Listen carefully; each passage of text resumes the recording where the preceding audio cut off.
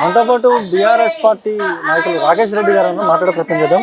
అన్న చెప్పండి, ముఖ్యంగా ఈ ఉద్యమం అనేది ఉధృతంగా గత 10 రోజుల నుంచి నడుస్తూ ఉంది. ఈరోజు ధర్నా చౌక్ మొత్తం దద్దరిల్లుతూ ఉంది. మీరు మద్దతు తెలపడానికి వచ్చారు, ప్రభుత్వాలు పట్టించుకోవట్లేదంటూ కూడా వీళ్ళు ఆరోపణలు చేస్తూ ఉన్నారు. ఎట్లా చూస్తారు? వైద్యో నారాయణో హరి అంటాం మనం. అంటే మన సంస్కృతిలో, మన సాంప్రదాయంలో మనము వైద్యులను దేవుళ్ళుగా కొలుస్తాం. ఎందుకంటే దేవుడు మనకు ప్రాణం పోస్తే ఈ డాక్టర్లు మనకు పునఃప్రాణం పోస్తారు.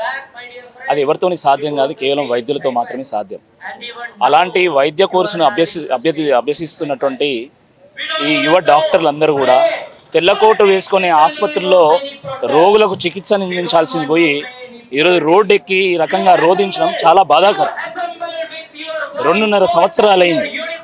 2.5 సంవత్సరాల నుండి వీళ్ళు స్టైఫండ్లు పెంచాలని చెప్పేసి వాళ్ళు ఎక్కని మెట్టు లేదు, మొక్కని బండ లేదు, వారు కలవనటువంటి నాయకులు లేడు. ప్రతి వేదికను వినియోగించుకొని వాళ్ళ డిమాండ్ను ప్రభుత్వానికి వినిపించేటువంటి ఒక ప్రయత్నం చేశారు. గతంలో ప్రతిపక్షంలో ఉన్నప్పుడు ఇప్పుడు ఆర్థిక శాఖ మంత్రిగా ఉన్నటువంటి బట్టి విక్రమార్క గారు వారు స్వయంగా అసెంబ్లీలో అల్లోపతి డాక్టర్లకు ఏ రకంగానైతే స్టైఫండ్ అందుతుందో ఆ రకంగానే ఆయుష్ డాక్టర్లకు కూడా స్టైఫండ్ అందించాలని చెప్పేసి వారే అసెంబ్లీలో మాట్లాడారు. కానీ ఈరోజు ప్రతిపక్షం చలి అధికార పక్షానికి మారగానే ఆ మాటలు ఆయన గుర్తున్నట్టు లేవు. ఇది చాలా బాధాకరము. మరి ఇటువంటి ఈ పరిస్థితుల్లో ఈరోజు యువ డాక్టర్లందరూ కూడా రోడ్ ఎక్కడము తప్పకుండా సమాజాన్ని అంతటిని కూడా ఆలోచింపజేస్తున్నది.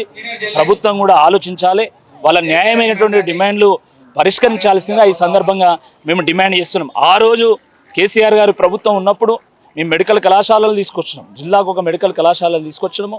ఈ రాష్ట్రంలో అద్భుతంగా మౌలిక సదుపాయాలను అభివృద్ధి పరిచినాము, కొత్త యూనివర్సిటీ తీసుకొచ్చినాము.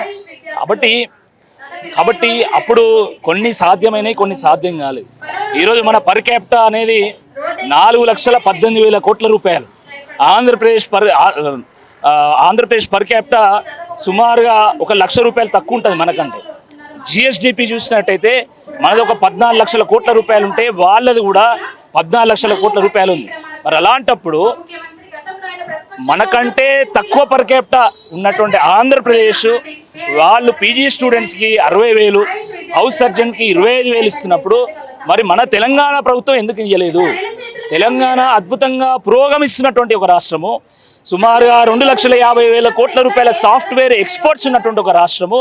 మరి ఇటువంటి ఈ రాష్ట్రము పీజీ స్టూడెంట్స్కి ఒక 60,000, మన హౌస్ సర్జన్స్కి ఒక 25,000 ఇవ్వడం పెద్ద విషయమా అండి? ఈరోజు ఒక డాక్టర్ కోర్సు స్ట్రైక్ చేసిన ప్రభుత్వానికి వచ్చే భారం ఏం లేదు అంటూ కూడా కొంతమంది కాంగ్రెస్ పార్టీ నాయకులు మాట్లాడుతున్నారు. ఎట్లా చూస్తారు? బాధ్యత లేనటువంటి వాళ్ళు అట్లా మాట్లాడతారండి.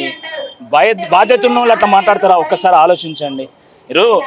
వీళ్ళు కేవలం చదువుకునేటువంటి విద్యార్థులు మాత్రమే కాదు కదా, రోగులకు చికిత్సను అందించేటువంటి జూనియర్ డాక్టర్లు కూడా వాళ్ళు అనేక ప్రభుత్వ వైద్యశాలల్లో వాళ్ళు జూనియర్ డాక్టర్లుగా పనిచేస్తూ ఉంటారు, రోగులకు చికిత్స అందిస్తూ ఉంటారు. అలాంటి వాళ్ళ డ్యూటీని వదిలేసి రోడ్ ఎక్కినా మాకేం సంబంధం లేదు అని బరిదగించి మాట్లాడడం ఏదైతుందో కాంగ్రెస్ ప్రభుత్వం చాలా బాధాకరం. ఒక బాధ్యతారహితమైనటువంటి ఒక స్టేట్మెంటు దయచేసి మానుకోవాలి. తప్పకుండా డాక్టర్లను ఆదుకోవాల్సినటువంటి బాధ్యత మనందరి మీద ఉంది. కేవలము ఒక ప్రభుత్వమే కాదు, సమాజం మీద కూడా ఉంది. ఎందుకంటే మనకు వైద్యాన్ని అందించేటువంటి వాళ్ళు సమాజాన్ని కాపాడేటువంటి వాళ్ళు కాబట్టి ఏదైనా పాండమిక్ వచ్చినప్పుడు కూడా మనల్ని కాపాడేది వాళ్ళే, ఇంకా వేరే లేదు. ఏ దేవుణ్ణి మొక్కుకున్నా ఆ దేవుడు వీళ్ళ రూపంలోనే మనకు సాయం చేయాలి తప్ప ఇంకా వేరే అవకాశం లేదు. కాబట్టి కాంగ్రెస్ వాళ్ళు ఈ చిల్లర మాటలు మానుకోవాలి. 2.5 సంవత్సరాల నుంచి ఈ రాష్ట్రంలో ఒక్క స్కాలర్షిప్ ఇవ్వలే, ఒక్క ఫీజు రీయింబర్స్మెంట్ ఇవ్వలే. దానివల్ల కళాశాలలే మూతపడుతున్నాయి. డిగ్రీ కళాశాలలు, పీజీ కళాశాలలు, ఇంజనీరింగ్ కళాశాలలు, ఫార్మసీ కళాశాలలు మూతపడుతున్నాయి. ఎంతోమంది ఉపాధి కోల్పోతూ ఉన్నారు. బీద బడుగు బలహీన వర్గాల వాళ్ళు, ఆదివాసీ గిరిజన దళిత బిడ్డలు ఈరోజు విద్యకు దూరం అవుతా ఉన్నారు, ఇంజనీరింగ్ విద్యకు దూరం అవుతున్నారు, మరి డిగ్రీ పీజీ కూడా దూరం అవుతున్నారు. కాబట్టి ఇప్పుడు ఈ డాక్టర్లు చదువుకునేటువంటి డాక్టర్లకు అందించేటువంటి ప్రోత్సాహం కూడా మనం సరిగ్గా అందించినట్టయితే వాళ్ళకు కూడా ఒక ప్రోత్సాహం లేక వాళ్ళకు కావాల్సినటువంటి మినిమం సదుపాయాలు కూడా వాళ్ళు సమకూర్చుకోలేక వీళ్ళు కూడా డాక్టర్ కోర్సుకు దూరం అయ్యేటువంటి అవకాశం ఉంటుంది. కాబట్టి ప్రభుత్వం సానుకూలంగా స్పందించాలి. పెద్ద విషయం కాదండి, ఏమవుతుందండి? నాకు ఎంతమంది డాక్టర్లు ఉంటారు? వీళ్ళు ఎంతమంది ఉంటారు? 1500 మంది కాకపోతే 5000 మంది తీసుకోండి. 5000 మందికి ఏమైతే స్టైఫండ్ ఇస్తే మీరు అందాల పోటీలకు 100 కోట్లు ఖర్చు పెడతారు. మీ మనవడి బుద్ధి తీర్చడానికి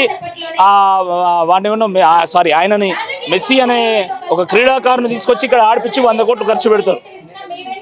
హెలికాప్టర్లు వేసుకొని పోతా అంటారు నల్గొండకు, భువనగిరికి. హైదరాబాద్ నుంచి నల్గొండ ఎంత దూరం ఉంది? గంట సేపు. దానికి హెలికాప్టర్ వేసుకుపోతారు. ఇంత ధనాన్ని మీరు వృధా చేస్తున్నారే. 100 కోట్లు వాళ్ళకి ఇస్తే ఏం పోతుందండి? ఇప్పుడు మీ ఇది ప్రజలు కొట్లాడితే వచ్చినటువంటి తెలంగాణ. మీ అయ్యే జాగిరేం కాదు ఇది. మనందరం కొట్లాడితేనే వచ్చింది. ఆ రోజు తెలంగాణ ఉద్యమంలో ఈ డాక్టర్లు కూడా ఒక పాత్ర పోషించింది అనేటువంటి వాస్తవాన్ని కూడా గమనించాలి. కాబట్టి పెద్ద విషయం కాదు.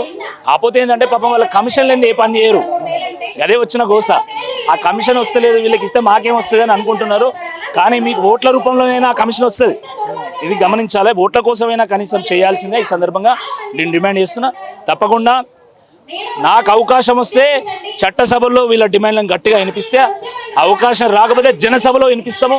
చట్టసభలో అయినా జనసభలో అయినా తప్పకుండా డాక్టర్ల గొంతై గలమెత్తి తప్పకుండా ఈ ప్రభుత్వాన్ని ప్రశ్నిస్తామని చెప్పి ఈ సందర్భంగా మనం చేస్తాం. అది చూస్తున్నాం కదా, ఖచ్చితంగా కూడా డాక్టర్ల గొంతుకై నేను ప్రశ్నిస్తా అంటూ కూడా రాకేష్ రెడ్డి అయితే చెప్తున్న సిచ్యువేషన్ అయితే ఇక్కడ ఉంది. Video journalist Shashikanth, Sunny mike, Hyderabad.